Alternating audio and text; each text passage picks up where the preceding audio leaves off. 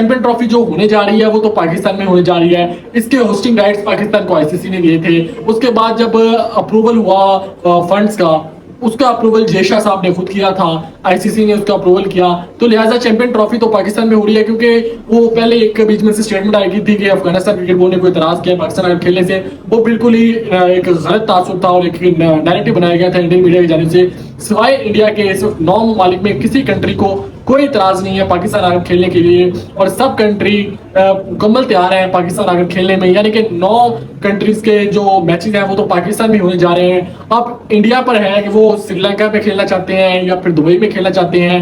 हालांकि फरवरी मार्च का मौसम पाकिस्तान में क्रिकेट के लिए बेस्ट मौसम है और इंडिया को चाहिए कि पाकिस्तान में आकर खेलना चाहिए था, लेकिन इंडिया ने अपनी वो अना और वो जो जिद है वो अपनी उन्होंने मुसल्लत की हुई है। और वो कहते हैं जो उनकी प्रेस्टीज का इशू है पाकिस्तान में आकर खेलने से, पता नहीं वो ऐसा कौन सा इशू है जो अपनी वो